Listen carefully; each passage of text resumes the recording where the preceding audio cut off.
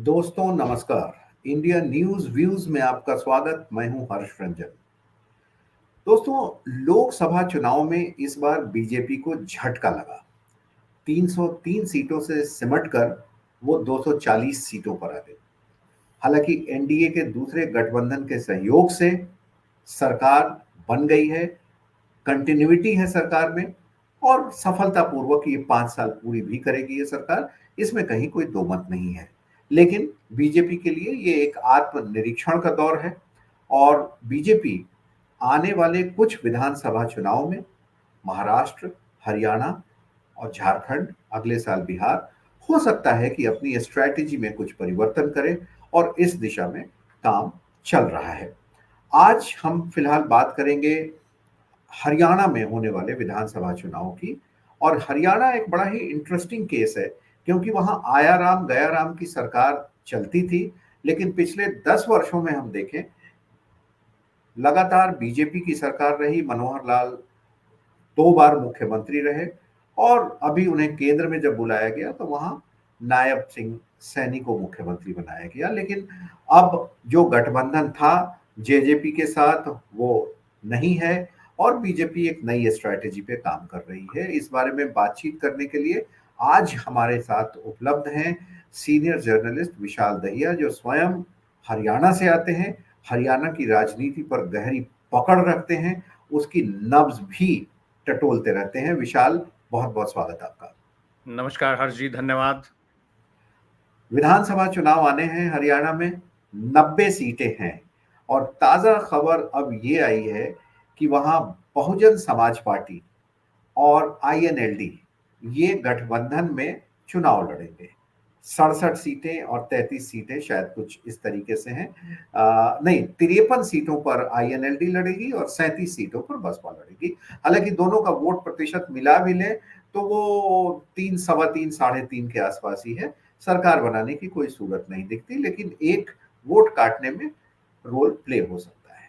इधर हम खास तौर पर बीजेपी की बात करेंगे। इसकी सरकार है, और हमने देखा पिछला गठबंधन टूटा, मुख्यमंत्री बदले, और हरियाणा में जहां जाटों की बहुलता है, इसके बावजूद क्या वजह रही है कि बीजेपी ने जाटों से एक दूरी बनाने का काम किया है। अभी जो प्रदेश अध्यक्ष आए, जिनको हाथ में सत्ता भी सौंपी गई, वो भी गैर जाट हैं, मुख्यमंत्री भी गैर जाट है। इसके पहले मनोहर लाल भी पंजाबी थे।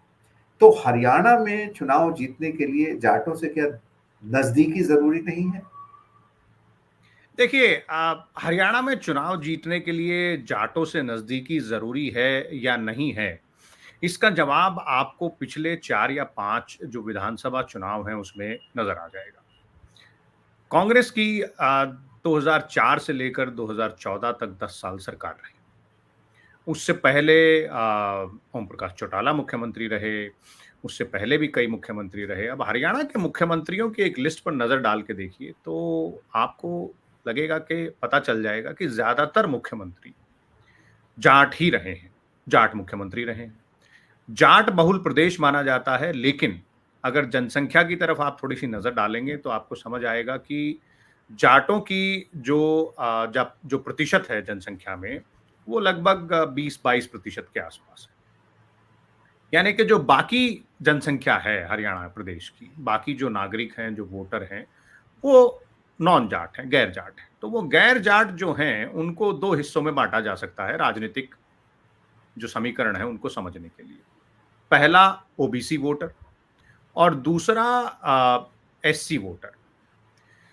अब जो दलित वर्ग है, उनकी भी ठीक-ठाक संख्या है हरियाणा प्रदेश में, यानी कि वो महत्वपूर्ण एक हो जाता है। लेकिन जो बड़ा तबका बच गया, वो एक ओबीसी वोट बैंक बचता है।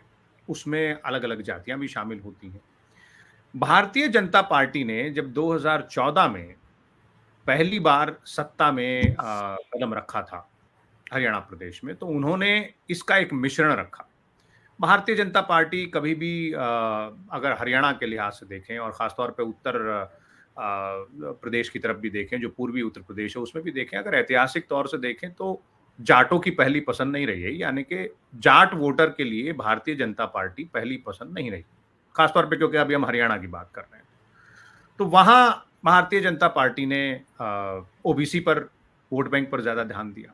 उसके बाद जब दूसरी बार सरकार बनाने की बारी आई, तो क्योंकि एंटी इनकम्बेंसी था, चुनाव लड़ने की बारी आई।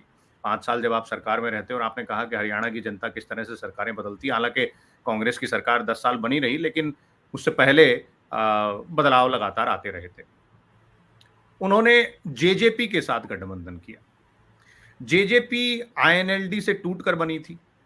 आईएनएलडी भी जाटों की पार्टी मानी जाती है, यानी कि जाट वोट बैंक पे फोकस होता है। और उसका फायदा यह मिला कि जो कमी पेशी भारतीय जनता पार्टी को पिछले चुनाव में रह गई थी, यानी कि अपने दम पे नहीं बन पा रही थी, तो वो कमी पेशी जो है जेजेपी के समर्थन से मिली, अब पूरी हो गई। उनको 10 सीटें मिली। लेकिन अब आपने जैसे जिक्र किया कि चुनाव से ठीक कुछ महीने पहले, 6 महीने पहले मुख्यमंत्री बदल दिए गए। जेजेपी के साथ समर्थन जो था, जो गठबंधन था, वो समाप्त कर दिया गया, और अब प्रदेश अध्यक्ष भी बदल दिए गए हैं। तो ये साफ नजर आता है कि बीजेपी की जो हरियाणा में पॉलिटिक्स है वो ओबीसी सेंट्रिक ही है। जो मुख्यमंत्री हैं वो ओबीसी समाज से आते हैं। इससे पहले जो मुख्यमंत्री थे, जो कि अब केंद्र में मंत्री हैं, मनोहर लाल खट्टर, वो पंजाबी समाज से आते हैं। तो ये जो तालमेल बिठाने की कोशिश हो रही है, ऐसा लग रहा है कि भारतीय जनता पार्टी को ये मालूम है कि कुछ वीकनेसेस ऐसी होती हैं आपकी, जिन पर आप अगर मेहनत करें तो शायद उनको पूरा कर लें, उनको अच्छा कर लें, उसमें अपने आप को बढ़ावा दे सकें। लेकिन कुछ आपकी वीकनेसेस ऐसी होती हैं जहां आपको ये समझ जी। लेना होता है कि शायद यहां मेहनत करने से भी बदलाव नहीं आएगा। अब उसके पीछे कारण ये भी है कि भारतीय जनता पार्टी के पास कोई बड़ा चेहरा जाट समाज से नहीं है, कोई बड़ा जाट नेता उनके पास नहीं है। कैप्टन अभिमन्यु थे, उनको फाइनेंस मिनिस्टर बनाया था पहली सरकार में, लेकिन उसके बाद कोई और बड़ा रोल नहीं मिला। कांग्रेस से छिटक के जो दो एक दो लोग गए थे, जी। चौधरी वीरेंद्र सिंह और उनके सुपुत्र गए थे, वो भी अब पार्टी से वापस बाहर आ चुके हैं। हालांकि हाल फिलहाल में किरण चौधरी और उनकी जो बेटी है श्रुति चौधरी, जो कि बंसीलाल की विरासत संभालती हैं भिवानी में, वो कांग्रेस छोड़कर भारतीय जनता पार्टी में शामिल हुई हैं। अशोक तंवर भी कांग्रेस छोड़कर भारतीय जनता पार्टी में शामिल हुए थे, लेकिन वो ये चुनाव हार गए थे, लोकसभा का चुनाव हार गए थे। तो बड़ा ही मिश्रण है यहाँ पर। अगर हम देखें, समझने की कोशिश करें पॉलिटिक्स को, हरियाणा की पॉलिटिक्स को, उसमें भारतीय जनता पार्टी की रणनीति को, तो उसमें बहुत मिश्रण है। और उसमें से एक चीज जो उभर के सामने आ रही वो ये आ रही है कि शायद भारतीय जनता पार्टी ने ये समझ लिया है कि जाट वोटों को लुभाने के लिए उनके पास कोई बड़ा चेहरा नहीं है।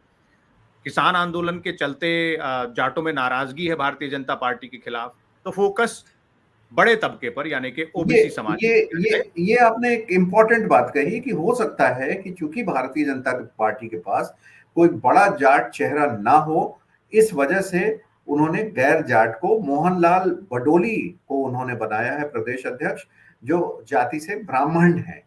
वैसे इसके पहले जो बीजेपी थी वो जाटों के बीच और पंजाबी समुदाय जो है इनके बीच एक संतुलन बनाकर चलती थी। लेकिन अभी दोनों ही स्थितियों में या तो उन्होंने एससी पर अपना भरोसा जताया है या ब्राह्मण को प्रदेश अध्यक्ष बनाया है, उस पर भरोसा जताया है। ऐसे में अगर आप देखें कि बड़ी पार्टियां तो वहां दो ही हैं, एक बीजेपी या कांग्रेस। बाकी जो है, चाहे वो जेजेपी की बात करें, दुष्यंत चौटाला की पार्टी की बात करें या अभय चौटाला की आईएनएलडी की बात करें, इन लोगों की पार्टियों के समर्थन से थोड़े बहुत वोट आगे पीछे हो सकते हैं। इस बार बीएसपी भी वहां पे उस तरीके से उतर गई है आईएनएलडी के साथ गठबंधन करके। लेकिन आपको क्या लगता है कि चूंकि लोकसभा चुनाव में बीजेपी 10 में से 5 सीटें हार गई हैं, जबकि लगातार 10 वर्षों से उसकी सरकार है, इसके बावजूद तो क्या ये एंटी इनकम्बेंसी जो फैक्टर एक चल रहा है, वो अभी अक्टूबर में मुझे लगता है कि हरियाणा विधानसभा के चुनाव हो जाने हैं, एक जी। दो महीने के अंदर इस जो एंटी इनकम्बेंसी फैक्टर है, क्या ये इनकम्बेंसी फैक्टर में तब्दील होने के चांसेस हैं? क्या बीजेपी अपने नंबर बढ़ा पाएगी? क्या वो विधानसभा में 46 सीटें फिर से जीत पाएगी, चूंकि अकेले उतर रही है? देखिए, यहाँ थोड़ा सा रणनीति में, बीजेपी की रणनीति में थोड़ा सा रिपीटिशन आपको देखने को मिलेगा। उत्तराखंड की तरफ नजर डालिए, पड़ोसी राज्य है, वहां भी चुनाव से ठीक पहले मुख्यमंत्री बदले गए, उसका फायदा उनको मिला। लेकिन हिंदुस्तान की राजनीति में खासतौर पे जो राज्यों की राजनीति है उसमें कॉपी पेस्ट फैक्टर हर जगह काम करे ये जरूरी नहीं है रणनीति के तौर पर। जहां तक हरियाणा की बात करें तो आपने आईएनएलडी की बात की, जेजेपी की बात की, बीएसपी की बात की। एक आम आदमी पार्टी भी है जो कि लोकसभा चुनाव में कांग्रेस के साथ गठबंधन में थी और बहुत ही आपने आईएनएलडी और बीएसपी के गठबंधन का जिक्र किया, उसमें एक बहुत ही बेहतरीन बयान आया है अभय चौटाला जी की तरफ से और वो बयान दर्शाता है कि अभी कुछ और समीकरण बैठ सकते हैं। उन्होंने कहा कि इस गठबंधन में आम आदमी पार्टी के लिए भी जगह है। तो क्या आम आदमी पार्टी और कांग्रेस जिन्होंने मिलकर लोकसभा का चुनाव लड़ा था दिल्ली और हरियाणा में, दिल्ली में अलग हो गए हैं, विधानसभा चुनाव एक दूसरे के सामने अलग-अलग लड़ेंगे, क्या वो हरियाणा में भी अलग होंगे? अगर अलग होंगे तो क्या वो आईएनएलडी और बसपा के गठबंधन के साथ जाएँगे? अगर जाएँगे तो उनको कितना बेनिफिट होगा और खास तौर पे उनके जाने का नुकसान किसको होगा? अगर वो वहाँ उस गठबंधन की तरफ जाते हैं तो सीधे तौर पर नुकसान कांग्रेस का ज़्यादा माना जा सकता है, क्योंकि ये जो 2 वोट बैंक हैं, जाट और दलित वोट बैंक, ये ट्रेडिशनली कांग्रेस का वोट बैंक रहा है और अगर ये दोनों एक साथ मिलके एक नया तीसरा मोर्चा खड़ा कर रहे हैं, तो नुकसान कांग्रेस का हो सकता है कई इलाकों में। जेजेपी की जहाँ तक बात की जाए तो गठबंधन जब टूटा और ख़ास तौर पे जिस तरह का विरोध जेजेपी के जो विधायक हैं, उनको अपने-अपने इलाकों में किसान आंदोलन के दौरान और उसके बाद झेलना पड़ा, उससे उस उनकी पार्टी की स्थिति थोड़ी-सी अभी नाज़ुक है। लेकिन राजनीति में ना कोई परमानेंट दुश्मन है, हर्ष जी आप भी जानते हैं और ना ही कोई परमानेंट दोस्त होता है। तो हो सकता है कि जेजेपी भी किसी न किसी के साथ हाथ मिलाए या किसी को जेजेपी की ज़रूरत पड़े। वो अलग बात है। लेकिन मुख्य तौर पर 2 पार्टियाँ हैं, कांग्रेस और एक बीजेपी। ये जो छोटे दल हैं जो क्षेत्रीय दल हैं, जो गठबंधन बन रहे हैं, इनका असर कितना पड़ेगा, वो इस बात पे निर्भर करेगा कि आने वाले कुछ महीनों में ये जो गठबंधन है, ये किस तरह से उभर के सामने आते हैं। इनके साथ लोग किस तरह से जुड़ते हैं। लेकिन इस वक़्त भारतीय जनता पार्टी एक एंटी इनकम्बेंसी से जूझ रही है, नंबर 1। नंबर 2 मुख्यमंत्री का बदला जाना थोड़े ही समय पहले, चुनाव से थोड़े समय पहले और नायब सिंह सैनी कोई बहुत बड़ा चेहरा हरियाणा की राजनीति में नहीं माने जाते रहे हैं। उनको ओबीसी मुख्यमंत्री पद समाज से आते हैं। ओबीसी समाज से आते हैं, तो वो एक एक बड़ा चेहरा हरियाणा की राजनीति में माना जाए ऐसा ज़रूरी नहीं है। जाट नेता या जाट चेहरे की कमी होना ये भी भारतीय जनता पार्टी के लिए एक नेगेटिव एलिमेंट जिसे कहा जा सकता है। कांग्रेस की अगर बात करें तो उनके लिए भी कुछ नेगेटिव एलिमेंट्स हैं। पहला ये कि क्या केवल जाटों के दम पर ही जाट वोटों के दम पर ही वो अपनी सरकार बना पाएँगे? जी। उनका जो नेतृत्व है वो बिल्कुल जाट नेताओं से भरा हुआ है। भूपेंद्र हुड्डा, उनके बेटे दीपेंद्र हुड्डा, उधर रणदीप सुरजेवाला की तरफ देखें तो वहाँ किरण चौधरी ने पार्टी छोड़ दिया, हालाँकि उनका प्रभाव ऐसा मानते हैं विश्लेषक कि हालांकि केवल नवीन जिंदल ने, किरण चौधरी की बात आप कर रहे हैं, नवीन जिंदल ने भी पार्टी छोड़ी और वो एमपी बन गए बीजेपी की टिकट पर जी, कुरुक्षेत्र से। बिल्कुल। तो ये काफ़ी काफ़ी महत्वपूर्ण हो जाता है, समीकरण बहुत सारे हैं। देखिए क्या है कि हरियाणा प्रदेश छोटा है, सीटें केवल 90 हैं, लेकिन इसमें नेताओं की संख्या जो बड़ी पार्टियाँ हैं उनमें भी और छोटी पार्टियाँ उनमें भी बहुत ज़्यादा है। समीकरण बहुत ही इंटरेस्टिंग हैं और बहुत ही कॉम्प्लेक्स भी हो जाते हैं अलग-अलग सीटों पर। कई जो जाट बहुल इलाके जिन्हें कहा जाता है सोनीपत, रोहतक जींद और पानीपत की जो ये बेल्ट जिसे कहा जाता है, वहाँ पर कांग्रेस का काफ़ी इन्फ्लुएंस रहा है। लेकिन ऐसा नहीं है कि वहाँ से भारतीय जनता पार्टी ने सीटें नहीं जीती हैं। पिछली बार सोनीपत में कई सारी सीटें भारतीय जनता पार्टी ने जीती थी। खुद भूपेंद्र हुड्डा और दीपेंद्र हुड्डा दोनों जो है पिता-पुत्र की जो जोड़ी है और एक पहले 10 साल तक मुख्यमंत्री भी रह चुके हैं भूपेंद्र हुड्डा। उसके बावजूद वो पिछले लोकसभा चुनाव में दोनों पिता-पुत्र सोनीपत और रोहतक जो कि उनका गढ़ माना जाता है, वहाँ से लोकसभा का चुनाव हार गए थे। तो ऐसा नहीं है कि कुछ समीकरण में बदलाव अगर हल्का-फुल्का आता है तो उससे बहुत कुछ बदल जाता है। बात मतलब इस बात पे भी निर्भर करती है कि वोटर जो हैं, प्रदेश के जो वोटर हैं और जिस जाति की हम बात करें या जिस वर्ग की बात करें, उस वर्ग के वोटर उस पर्टिकुलर पॉलिटिकल पार्टी या उस उम्मीदवार के बारे में क्या सोचते हैं। और हाल-फिलहाल में लगता है कि भारतीय जनता पार्टी को हरियाणा में तो जाटों का प्रेम शायद नहीं मिल पा रहा है। बिल्कुल। और देखिए, चूंकि आपने वोटरों की बात की, आपकी बात से ये लगा कि अभी हरियाणा में बहुत सारे नए समीकरण चुनाव तक बन सकते हैं और यहाँ तक कि चुनाव के बाद भी सरकार बनाने के लिए हो सकता है कि किसी एक पार्टी को पूर्ण बहुमत न मिले तो नए नए समीकरण सामने आते रहेंगे। लेकिन अगर मुद्दों की बात करें कि इस चुनाव में 2 महीने बचे हैं विशाल, हरियाणा में खास तौर पर मुद्दे इस समय क्या है? क्या जो किसानों का आंदोलन था वो एक मुद्दा है। खेती किसानी वहाँ का प्रमुख पेशा रहा है हरियाणा का। दूसरे कि अभी भी दिल्ली के शंभू बॉर्डर पे किसान बैठे हुए थे। सुप्रीम कोर्ट को दखल देना पड़ा कि भैया किसानों को आप नहीं रोक सकते, ये बॉर्डर तुरंत खोला जाए, ऐसा 2 दिन पहले एक निर्देश आया। दूसरा, हरियाणा के अंदर कॉन्ट्रैक्ट जॉब्स को लेकर बहुत समस्या है। कॉन्ट्रैक्ट जॉब से लोग नाखुश हैं, बेरोजगारी है। और जो ये नए गठबंधन बन रहे हैं, बीएसपी का बोलिए, आईएनएलडी बोलिए, कांग्रेस बोलिए, इनके घोषणा पत्र में जो वादे हैं उसमें सबसे पहली चीज है कि हम कॉन्ट्रैक्ट जॉब को खत्म करेंगे, जॉब की सिक्योरिटी होगी आपकी। इसके अलावा क्या मुद्दे हैं? देखिए, हरियाणा एक कृषि बहुल प्रदेश है, यानी कि यहाँ के लोग खेती-बाड़ी करते हैं। अब खेती-बाड़ी में जैसा कि हम सब देख रहे हैं पिछले कुछ दशकों से जो लैंड होल्डिंग है वो भी कम होती जा रही है। उससे जो आमदनी होती है वो भी कम होती जा रही है। तो एक ट्रेडिशन रहा है कि हरियाणा में, और वो ट्रेडिशन आपको दिखेगा लगभग जो है, मतलब हर घर में नहीं तो हर दूसरे घर में देखने को मिलेगा कि अगर 2 या 3 बेटे हैं तो उनमें से एक खेती कर रहा होगा, घर के जो ज़मीन है, खेती की ज़मीन है उसे सँभाल रहा होगा, और बाकी 2 जो है ज़्यादातर या तो पुलिस में भर्ती होंगे या फ़ौज में भर्ती होंगे, क्योंकि सरकारी नौकरी को एक बहुत महत्वपूर्ण माना जाता है उस सोसाइटी में। अब इन दोनों ही मुद्दों पर नाराज़गी ज़रूर है हरियाणा में, क्योंकि आप किसान आंदोलन किसानों के मुद्दे पर था, तो वहाँ नाराज़गी बनी हुई है।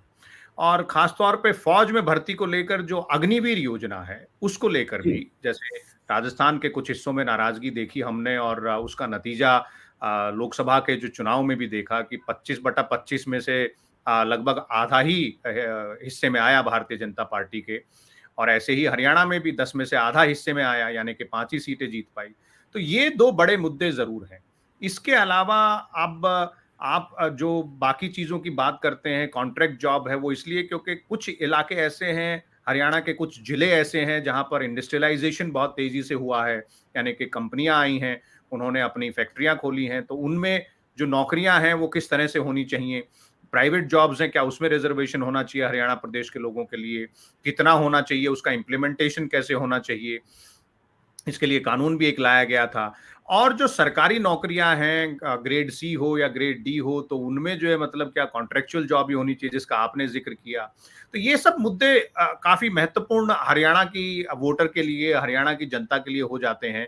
और क्या जवाब इसका सत्ताधारी दल के पास रहेगा और किस तरह की रणनीति विपक्षी दल अपनाते हैं सत्ताधारी दल को घेरने के लिए, वो बहुत महत्वपूर्ण हो जाता है। हरियाणा में कृषि के साथ-साथ खेलों का भी बहुत महत्व है और हमने देखा कि खेल खास करके पहलवानी में हरियाणा नंबर 1 पोज़ीशन पे है। कबड्डी में यहाँ के कई खिलाड़ी आए हैं और अभी हमने देखा था कि पिछले दिनों हरियाणा की कुछ जो बेटियाँ थीं वो ब्रजभूषण सिंह के खिलाफ आंदोलन पर थीं, जो बीजेपी के एमपी हैं, कुश्ती महासंघ के अध्यक्ष थे। तो क्या इसका भी असर आपको लगता है कि लोकसभा चुनाव में पड़ा है? और क्या विधानसभा चुनाव में खेलों का की जो आधारभूत संरचना है, इनके विकास का मुद्दा, स्टेडियम बनाए जाने का मुद्दा, प्रशिक्षण का मुद्दा और उसके लिए धन आवंटन का मुद्दा, क्या ये अहमियत रखने वाला है? जी, बिल्कुल रखने वाला है, क्योंकि देखिए खेलों का जो इंफ्रास्ट्रक्चर है, वो हरियाणा में ठीक-ठाक है, उसमें ठीक-ठाक सुधार भी हुआ है पिछले कुछ सालों में। ऐसा नहीं है कि उसमें कोई सुधार नहीं हुआ है या उसमें कुछ जुड़ाव नहीं हुआ है, और उसके नतीजे भी देखने को मिले हैं। आपने कबड्डी का ज़िक्र किया, केवल कबड्डी ही नहीं, हॉकी की बात करें, जो कि भारत का राष्ट्रीय खेल है, उसके अलावा रेसलिंग की बात करें, कुश्ती में जिनकी आप बात कर रहे हैं, ब्रजभूषण शरण सिंह से संबंधित जो मामला है, उसमें जो महिला पहलवान और पुरुष पहलवान हरियाणा के थे, वो उसमें बैठे हुए थे धरने पर। इसके अलावा बॉक्सिंग की बात करें तो बॉक्सिंग में भी बहुत ही बेहतरीन प्रदर्शन रहा है हरियाणा के जो खिलाड़ी हैं उनका। नीरज चोपड़ा की अगर बात करें, जो कि गोल्ड मेडल लेके आए थे ओलंपिक्स में, वो हरियाणा से आते हैं। तो खिलाड़ियों की कमी नहीं है हरियाणा में, और खेल को लेकर इंफ्रास्ट्रक्चर की कमी भी नहीं है। लेकिन जब आप किसी चीज़ में इतने पारंगत हो जाते हैं, तो फिर आपकी इच्छाएँ बढ़ती हैं कि क्या कुछ और इसमें सुधार आ सकता है क्या? क्या इसमें और आगे बढ़ सकते हैं क्या? इसमें कुछ और जोड़ा जा सकता है क्या? तो वो जो डिमांड है, क्या वो डिमांड मीट हो पा रही हैं? क्या आगे जिस तरह से चयन प्रक्रिया की बात करें या सुविधाओं की बात करें या खिलाड़ियों को जो सरकारी सुविधाएँ मिलनी चाहिए, उनकी बात करें, तो उसमें भी अलग-अलग डिमांड्स हैं और वो भी एक प्रमुख मुद्दा ज़रूर रहेगा क्योंकि ये एक तीसरा पहलू है जो आपने ज़िक्र किया। मैंने पहले बताया कि खेती-किसानी और फ़ौज या पुलिस की नौकरी, उसके अलावा तीसरा पहलू खेल भी है। तो इन तीनों पहलुओं पर ज़रूर मुद्दे केंद्रित रहेंगे। तो ठीक है, अब हम इंतज़ार करते हैं कि चुनाव आयोग कब इन विधानसभा चुनाव के लिए नोटिफ़िकेशन जारी कर रहा है। बीजेपी, कांग्रेस इसी तरीके से महाराष्ट्र में भी लगे हुए हैं। आज हमने चर्चा की कि हरियाणा में क्या कुछ हो सकता है, किसका समीकरण किसके साथ बैठेगा, क्या चुनावी मुद्दे होंगे, क्या इनकम्बेंसी फैक्टर हो गया, क्या एंटी इनकम्बेंसी फैक्टर होगा और चुनाव से ठीक पहले कितने दल-बदल हो सकते हैं नए समीकरण बनाने के लिए। विशाल, आपने इस चर्चा में भाग ली और अपने इनसाइट से हमें और हमारे इंडिया न्यूज़ व्यूज़ के दर्शकों को जो ज्ञान दिया, उसके लिए आपका बहुत-बहुत शुक्रिया। फिलहाल धन्यवाद। इस कार्यक्रम में दोस्तों इतना ही। इसी तरीके से हम आपसे मुलाकात करते रहेंगे, एक-एक मुद्दे उठाते रहेंगे और आपको जागरूक करते रहेंगे। फैसला आपके हाथ में होगा। हम आपको किसी भी काम के लिए प्रेरित नहीं करेंगे, सिर्फ जागृत करने का काम करेंगे ताकि आप एक सोच समझकर फैसला ले सकें। फिलहाल दीजिए इजाज़त। नमस्कार।